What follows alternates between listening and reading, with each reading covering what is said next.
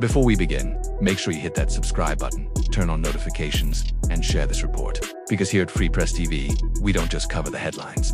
We break down the power moves happening behind them. Tonight, a major shakeup inside one of the most controversial agencies in America. The Trump administration is preparing to install a new interim leader at ICE, igniting political firestorms across Washington. According to multiple reports, longtime immigration official David Venturella is expected to take control of immigration and customs enforcement. This follows the departure of current acting director Todd Lyons. But this isn't just another bureaucratic staffing change. Critics say this appointment represents the tightening grip of the mass detention industry. This is happening inside the federal government itself. Supporters call it a necessary step to restore order at the border and accelerate deportations. And behind the scenes, this move could reshape the future of immigration enforcement in America for years to come.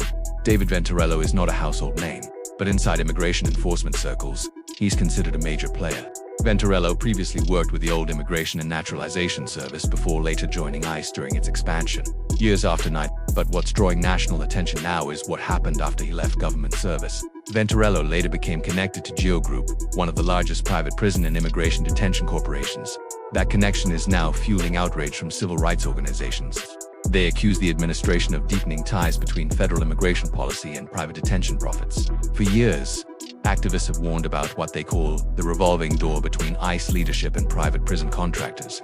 And now, they say this appointment proves those fears were justified. Todd Lyons oversaw ICE during one of the most explosive periods in the agency's history. Under his leadership, ICE expanded detention operations nationwide while increasing arrests under Trump's aggressive immigration crackdown. But the agency also became the center of growing public backlash. Critics accused ICE of militarized immigration raids, masked enforcement teams, and overcrowded detention centers. They also cited civil rights abuses tied to fast-track deportation operations.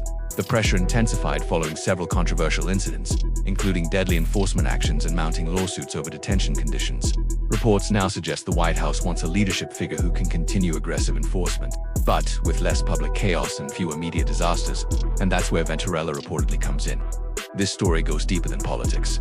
It touches the billion-dollar business of immigration detention itself. Private prison corporations like Geo Group and CoreCivic have secured massive federal contracts tied to ICE detention expansion. As migrant detention numbers rise, so do corporate profits. Critics argue the system creates a dangerous incentive structure where human detention becomes financially valuable. Meanwhile, the Department of Homeland Security insists detention centers are necessary for national security and immigration enforcement.